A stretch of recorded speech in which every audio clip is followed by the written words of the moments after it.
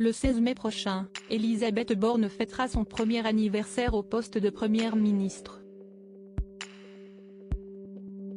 Le temps aussi de faire le bilan.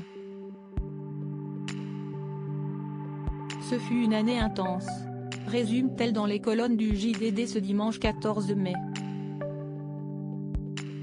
En un an, 27 textes ont été adoptés, sur les Jeux Olympiques, le nucléaire, les énergies renouvelables, la réforme de l'assurance chômage, celle des retraites. C'est un bilan solide et cohérent avec les engagements du président de la République, revendique l'allocataire de Matignon qui affirme mettre toute son énergie et sa détermination pour conserver son poste. Première ministre depuis un an, Elisabeth Borne dit avoir quelques motifs de fierté mais aussi quelques regrets.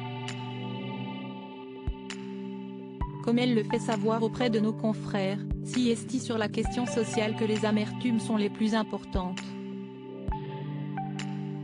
J'aurais évidemment préféré qu'on puisse davantage avancer avec les partenaires sociaux, explique-t-elle en référence à la réunion entre Matignon et l'intersyndicale, qui s'est tenue au début du mois d'avril dernier et qui a tourné court. J'ai à cœur qu'on puisse reprendre rapidement le dialogue.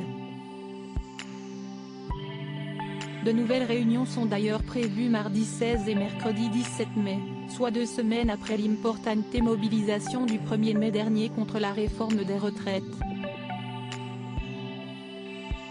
Supérieure à Elisabeth Borne, l'évolution physique de la Première ministre en imagé de regret, mais aussi des fiertés. Mais après un an passé rue de Varennes, Elisabeth Borne se dit aussi fière de son parcours et de son groupe.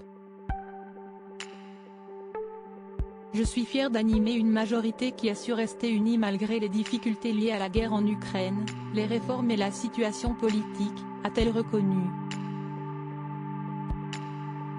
Nos 3 groupes, Horizon, Modem et Renaissance, ont des sensibilités différentes.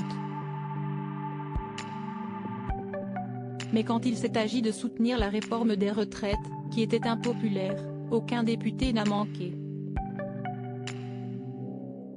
Article écrit en collaboration avec 6 médias Crédit Photo, Stéphane Le Mouton.